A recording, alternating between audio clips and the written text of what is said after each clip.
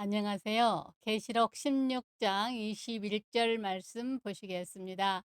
또 무게가 한 달란트나 되는 큰 우박이 하늘로부터 사람들에게 내림에 사람들이 그 우박의 재앙 때문에 하나님을 비방하니 그 재앙이 심히 크미러라. 이 시간에는 환난 중에 축복받을 때라는 제목으로 말씀을 나누고자 합니다.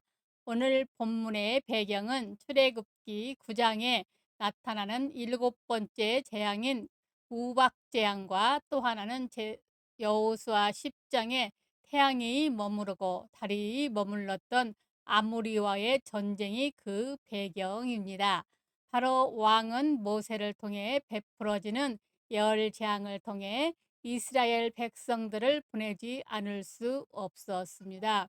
아모리와의 전쟁 역시 여호수아 10장 11절에 여호와께서 하늘에서 큰 우박덩이를 아세가에 이르기까지 내리심에 그들이 죽었으니 이스라엘 자손의 칼에 죽은 자보다 우박에 죽은 자가 많았더라고 했듯이 하늘에서 쏟아지는 우박재앙 역시 이스라엘이 승리했던 큰 이유였습니다.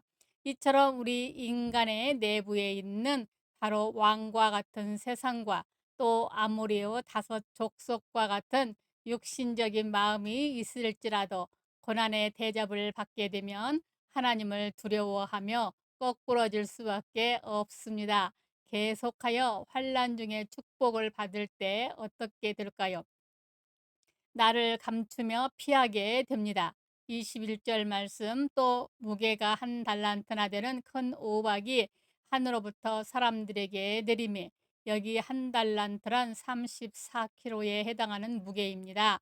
이렇게 큰 우박이 하늘에서 쏟아집니다. 적은 우박이 쏟아져도 파농할 정도로 피해를 주는데 이 큰 우박이 엄청난 운동 에너지를 갖고 쏟아진다면 얼마나 두려운 일입니까? 아모리의 다섯 왕이 굴에 숨은 것처럼 굴 밖에는 더 숨을 곳이 없습니다.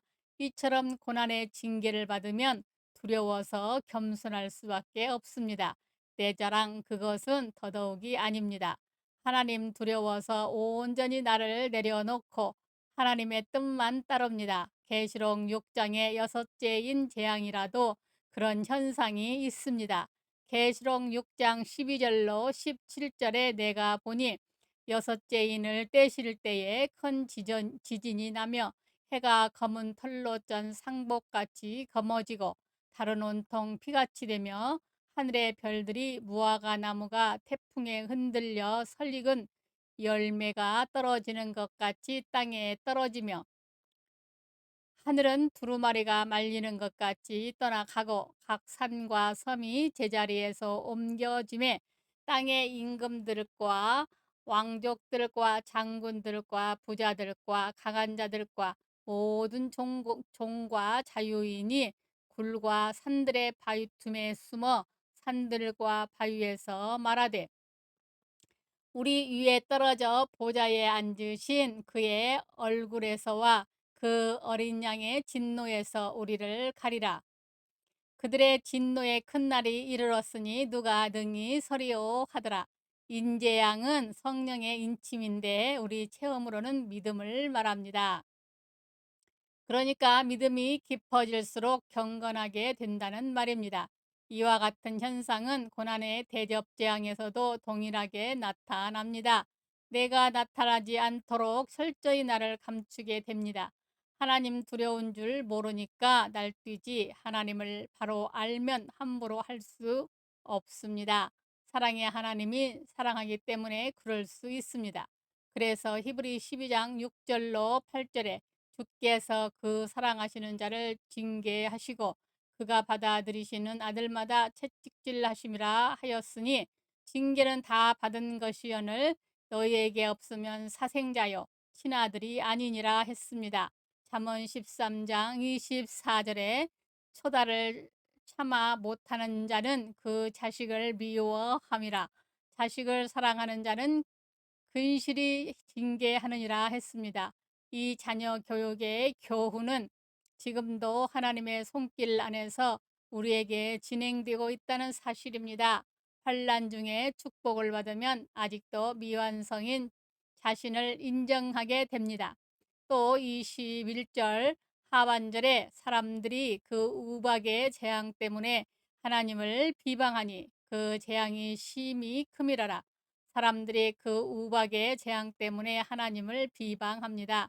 참으로 기이하게도 일곱 인재앙 끝나고 일곱 나팔 재앙도 끝나고 일곱 대접 재앙의 마지막 부분인데 아직도 악인이 남아있기 때문입니다. 완성되어야 할 시점인데 왜 남아있을까요? 그러나 이 지상에서 인간의 완성이란 없습니다. 자신을 완전하다고 생각한다면 그 생각을 가진 그 자체가 그 불완전한 모습입니다. 그리고 지상에서 완전이란 하나님처럼 완전해야 완전이 아니라 자신이 또 얼마든지 하나님을 거역할 수 있는 악한 존재임을 깨닫고 늘 근신하는 그런 의지하는 신앙 자세를 갖춘 그 모습, 그것을 바로 안전으로 보신다는 말입니다. 사람 인자에 대한 한자 풀이도 사람이 서로 기대어 있는 모습을 형상화한 문자라고 합니다. 이처럼 하나님을 기대는 그 모습이 바로 참 신앙의 모습입니다. 그러므로 인간의 온전이란 자신을 부족함을 깨닫고 늘 겸손하고 근신하는 그런 역설적인 것입니다. 그러니까 아무리 하나님의 큰 사랑을 경험했어도 조금만 하나님을 멀리하고 방심하면 곧 넘어지고 시험 드는 것이 인간입니다. 그래서 자기 약점을 알고 늘 하나님을 가까이 하며 근신하는 삶, 그 삶이 바로 완전이라는 말입니다. 그렇지 않고 우리가 잠시 방심하여 믿음에 게으르면 우리 죄가 먼저 소리 지르고 나타납니다. 그래서 민수기 32장 23절에 너희 죄가 반드시 너희를 찾아낼 줄 알라 했습니다. 우리가 아무리 거룩한 채 해도 하나님을 멀리하면 넘어지고 쓰러질 수밖에 없다는 말입니다. 겉으로 내색하지 않는다고 시험이 없는 것이 아닙니다. 오히려 그들을 쌓였다가 폭발하기 때문에 문제가 더 터지면 메가톤급입니다. 그래서 말 못하는 아랫사람들에게 함부로 해서는 안 되고 누구에게든 함부로 해서는 안 됩니다. 그래서 야고보서 5장 4절로 6절에 보라 너희 밭에서 추수한 품꾼에게 주지 아니한 싹시 소리 지르며 그 추수한 자의 우는 소리가 만군의 주의 귀에 들렸느니라. 너희는 의인을 정죄하고 죽였으나 그는 너희에게로 대항하지 아니하였느니라. 그들은 대항하면 농토나 일자리를 빼앗길까 봐 때로는 부인까지도 빼앗기는 수모를 참고 살아야 했습니다. 그래서 노동자 농민의 봉기가 무서운 것입니다. 그들이 들고 일어나면 거의 폭풍 수준입니다. 이 약점을 교묘히 이용해서 정권을 잡는 자들이 공산주의자들입니다. 하나님을 멀리하고 근신하지 않으면 우리 속에 죄악의 폭풍을 일으킵니다. 옛날 어둠의 세계에서 한 가락씩 한다는 사람들은 더 조심해야 합니다. 믿음이 떨어질 때 그 잔재가 들고 일어나기 때문입니다. 그러나 사랑 많으신 하나님께서 우리를 위해 안전장치를 달아주셨는데 그것이 바로 고난의 징계입니다. 우리는 그런 고난 속에서 자신의 약점을 깨닫고 하나님을 더 가까이 하게 됩니다. 그래서 시편 119편 67절에 고난당하기 전에는 내가 그릇 행하였더니 이제는 주의 말씀을 지키나이다고 고백을 했습니다. 아무리 신학적 지식으로 풍부해도 하나님을 멀리하면 답이 없습니다. 그리고 성령의 은혜를 많이 체험했어도 하나님을 가까이 하지 않고 나를 감추고 근신하지 않으면 어느 순간 사탄의 도구가 됩니다. 예수 안에서 의로운 것이지 예수 떠나면 죄투성이라는 사실을 깊이 기억하고 더 의지하시기 바랍니다. 사랑하는 여러분, 고난의 대접은 우리를 온전케 하시는 최후의 은혜입니다.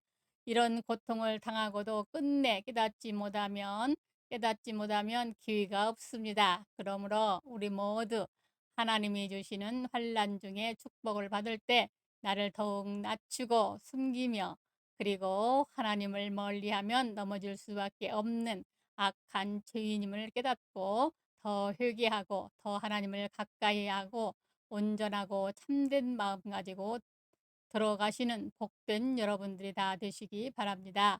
감사합니다. 우리 주 예수 그리스도의 이름으로 사랑하고 축복합니다. 아멘.